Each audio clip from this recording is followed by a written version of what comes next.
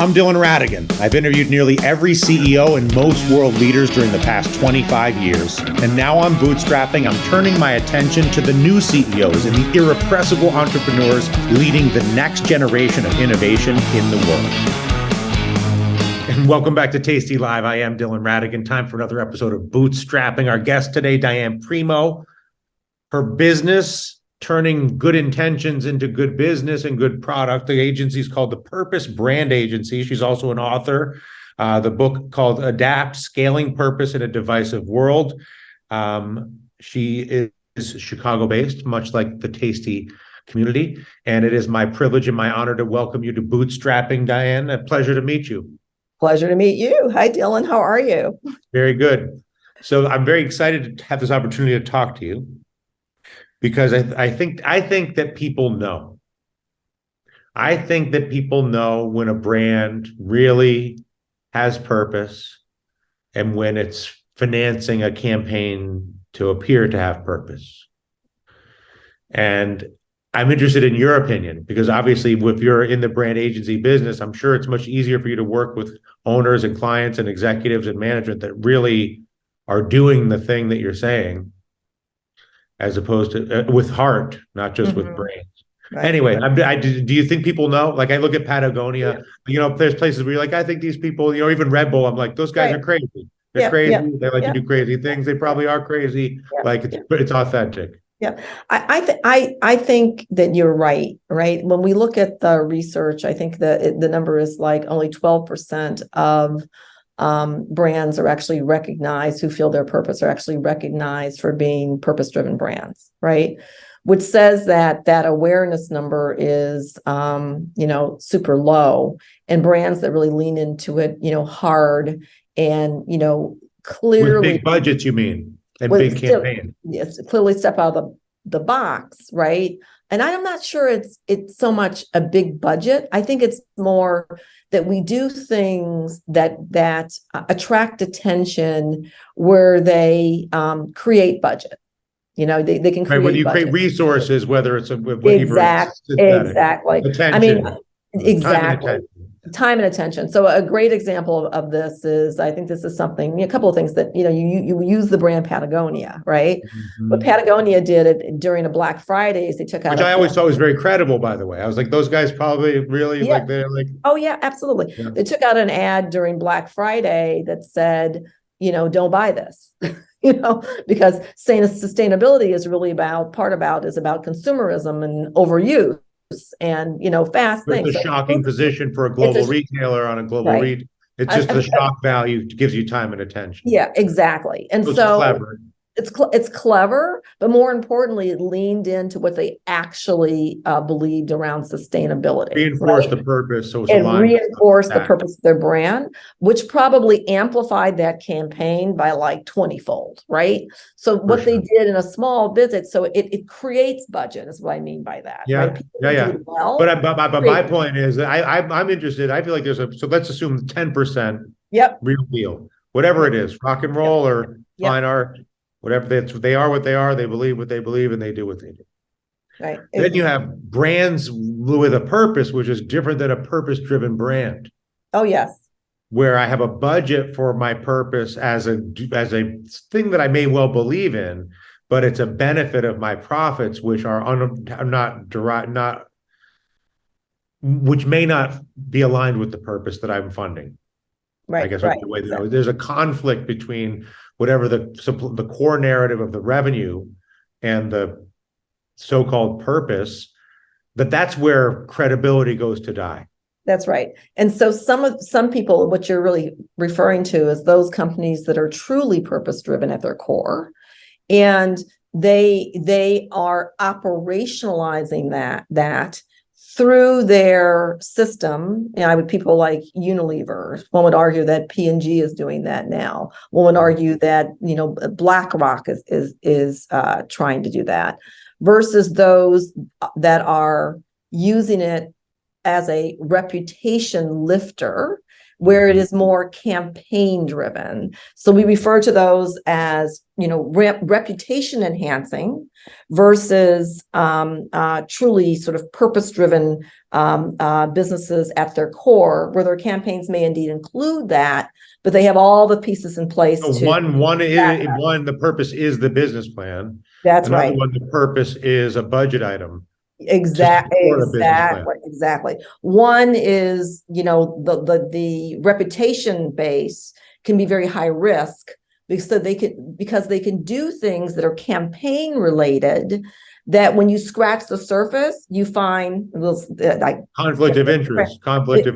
Yeah, you find that, hey, you go back and you look and say, hey, when it came to supporting this policy, they didn't support it. They didn't put their money where It their never mouth ends, never is. ends. Yeah. And so people start scratching the surface and getting deeper and deeper, because now folks check, right? They And check. everybody's a hypocrite somewhere, sometime. So even the guys at Patagonia or the gals at Red Bull, you can really slice anybody you want, but at least the more credible brands have deeper, thicker skin, I would say. Yeah. And the ones who are really doing it well are really looking at it sort of end to end, and they're making their business and policy decisions around it, but they're also looking at it as part of their positioning. It's how I am positioned in the marketplace, and I want to honor that sort of operationally. So they built their entire becomes a platform for the consumer. You got it.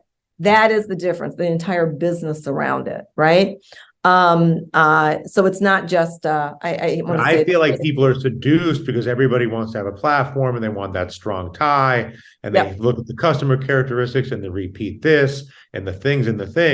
And so that's why people are like, we need a purpose, because look at all the money the Joneses are making across the street because their purpose is so good. And then it never works because the purpose is not a heart-driven act. It's a spreadsheet-driven act. Right.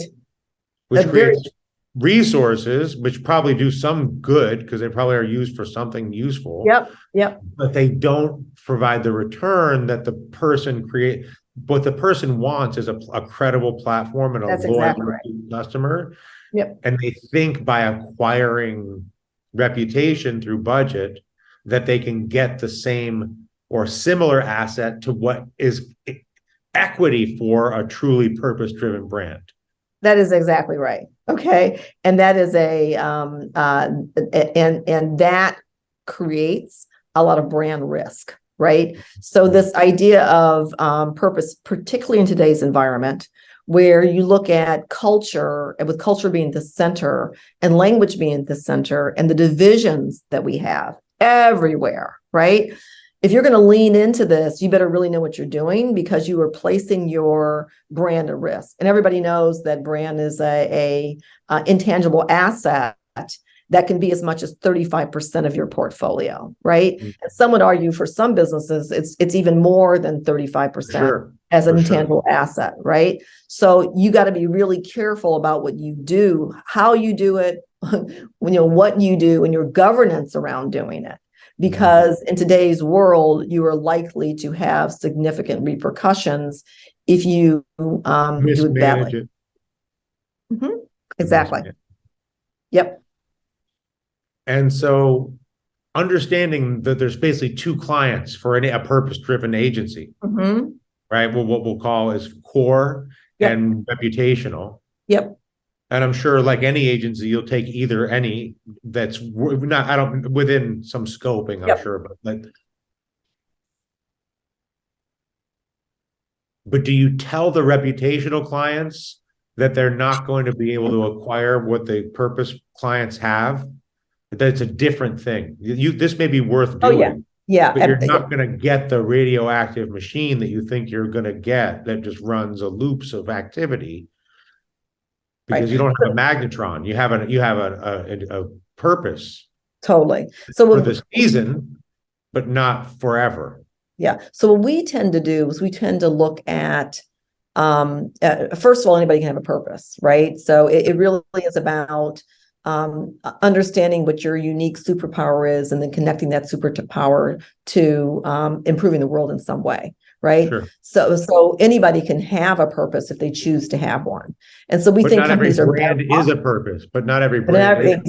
exactly. But so what we tend to do is we tend to look at for categories, right, that are naturally purpose driven and have to be at their core. Let me give you an example of that. Healthcare. I mean, healthcare is about saving lives, and it's a pretty safe category to be in because that's what it's really about, right? Mm-hmm. And so most clients that are in that Are business, credible on purpose, because what do you want? That's a bunch of doctors or whatever. yeah, they're trying to align their inner mission with what's going on around them, and that's true for neighborhoods. Like some of them can be out of alignment with their neighborhoods, and that's why they're getting so focused around their neighborhoods, right? Another one for us, quite frankly, is would be sort of the financial area or fintech, right?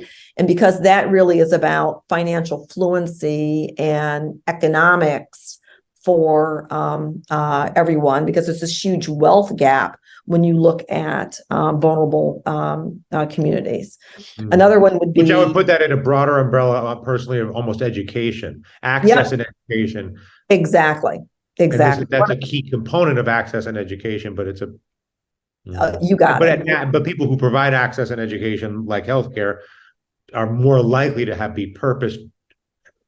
Exactly. Have a relevant purpose. Right. And then another category for us would be CRE and AEC, which is commercial. But what if I was like a Southeast Asian like coal miner, and I just wanted to do like a big campaign? Would you take my money?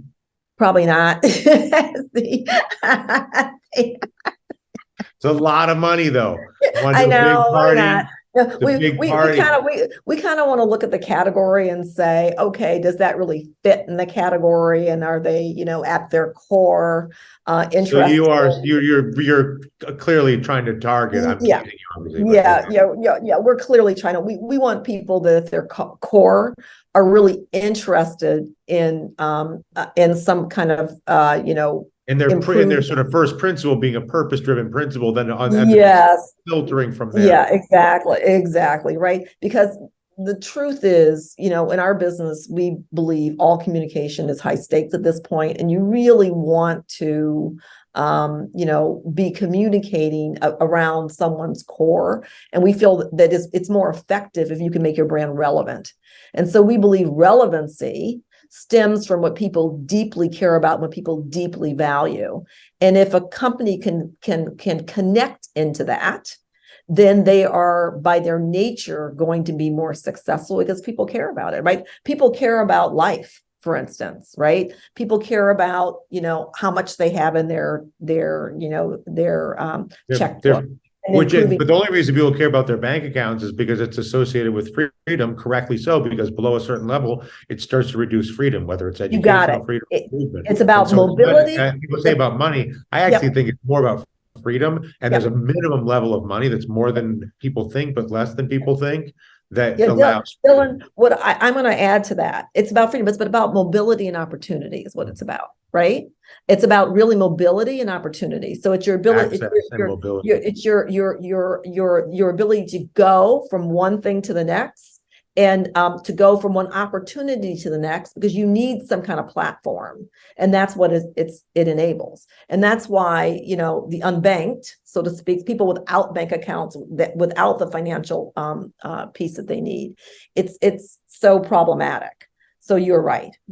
Another one that you should look at is commercial real estate and architecture, engineering, construction. Why? Because those are community based. We love those because you have to be in alignment with your community, which means that you must connect with them around things that are value for physical space. You got it, for it to take root.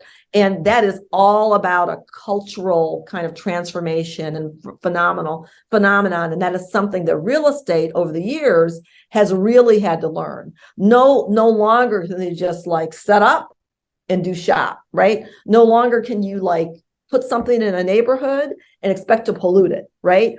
you might be in that neighborhood and might be polluting it, and people are now looking at you for environmental justice reasons. But it's much harder now to go into a neighborhood that is with a new permit, you'll never get the permit. You'll never get it. And not only that, it'll be all over the newspapers, and your reputation is going to be damaged in the process, right? And for that reason, we kind of love it, right? Because if you kind of think about the finances, you kind of think about the healthcare, you kind of think about, where you're located, because zip code matters. Zip code matters for health. Zip code matters for education. Schools. Zip code matters, right? Then add transportation, because we like that one too. You're now talking about a lot of what we consider to be the social determinants of health, right? So 90% of health is driven by the social determinants, right? How much you make, where you live, can you get transportation? All the things, for no question. So we've kind of leaned into those verticals, right? So we understand them better than anyone else. So we can actually heat up that ecosystem to try to get to the level. Got it. There you go. It is all about the ecosystem, right? That makes you real or not real, makes you understand a market or not understand a market, right? And so we feel a lot of people just kind of are missing fundamentals. Because their first principle is not purpose. You have to work with people whose first principle is a match. Yeah, exactly. And then you can argue for years about things and do things and things and things. Wonderful. Exactly. So the argument for this type of a business is that you can't make any, it's a charity. You can't make real money with purpose. No, that's bull. Okay, that argument is, first of all, I'm going to add to that, right? There is that on the table, and then for some companies, it's like they believe that they can't make money and do good, right? And I say both of those are false, right? Because on the one case, there's lots of data out there that shows that if you are, if you manage sort of, I'm going to use the word ESG, environmental, social, and governance principles appropriately, that you have a better long-term return, not short-term, long-term return, okay? If you think about that at its core, it makes sense because there's such a thing as market disruption, okay? Market disruption can throw businesses in disarray and almost close them down. What would be an example of a market disruption? COVID was an example of market disruption, okay? It was a big example of a market disruption. How people behaved during that time was duly noted, okay? It could be a catastrophe. It could be a hurricane or something like that. It could be, something that we haven't even planned on. But those market disruptions can be business damaging, okay? Then get in the middle of your long-term performance. And one would argue, and I would argue this, the companies that leaned in and did it the right way and actually continued to market, but for the good of companies, came out much better on the back end of COVID than they did than others. For sure, I agree with that. Yeah, right. I agree with that. And there were some major lessons learned that were positive around doing good, and that I would say in the healthcare industry, they learned how to collaborate. In an industry that had very little collaboration, went to huge collaboration, understood the benefit of it, right? And the vaccines that came out were evidence of that. So our messenger was one of the, leading, things from a biotech standpoint that was the basis for all of the vaccines. And they all collaborated during this period to basically do clinical trials faster and deeper than anybody else, to get out vaccines faster than anyone else. I mean, if you look at the speed of what was done by innovating for good. When are they going to do that for cancer? You know what? That's a really good question. Okay. Now that they learned this new skill, where's the fire? Where's the fire? Cancer, Alzheimer's. Let's just go through the list, right? This huge list. They had to take what they learned. A different way to work, which is the crazy way, which maybe that's the only way that works. Yeah. And I would actually argue that that may be the only way it'll work, Me right? too. If they kind of take an issue and say, let's This year, collaborate across the companies, industries, country, countries, right? And let's solve this one, right? this year. This year. They've shown that it's probably doable. At least Right. it's worth trying. Why It's not least do it's something a trying. year? I It's mean, probably doable. And by the way, the companies who on the back end will be rolling in it. I mean, the so cash we've that seen. Pfizer So has we've on its seen. books is So we've just seen. enormous as a result of this. So we've, Pfizer, Moderna, let's just look at the poster children I for mean, it's just, people who leaned into doing good. You're going to say it's of no economic value? Wow. Look at the return. Make sense? but you still won't hire my Vietnamese coal miner. No. Not that we could also maybe, but I should say I don't mean to pick on the Vietnamese, the coal Don't miners. do that. I'm picking on Yeah, coal miners. I know. I don't do that. Okay, well, this Unless is delightful. Go unless ahead. at the core they wanted to do something that was truly revolutionary and radical in terms of Use all the coal revenue to decarbonize Asia. or something, something like really out of the box, then you want to take a look at it, right? Because that that is kind of fits the criteria, and the long-term return for them is going to be Credible purpose. It's a credible any purpose. sinner can be Exactly. redeemed, but you have to be a credible. It needs to be a credible redemption. Exactly. Yeah. Yeah. That's actually pretty funny. You made yourself I'm laugh. going to Rome. I'm going to Rome tomorrow, so I gotta see the Pope. I'm feeling a need for redemption. I don't know why. Anyway, it's a pleasure to meet you. The company, as you can see on the screen, the Purpose Agency, or the Purpose Brand Agency. Purpose Brand is the premise here. Diane Yeah. Primo, the guest, she's the CEO. The book, Adapt: Scaling Purpose in a Divisive World. The conversation, I think, speaks for itself. Diane, it's a pleasure. Oh, it's a pleasure. Thank you, Dylan. All right. Now, this is Bootstrapping. You're watching Tasty Live. We're back right after this.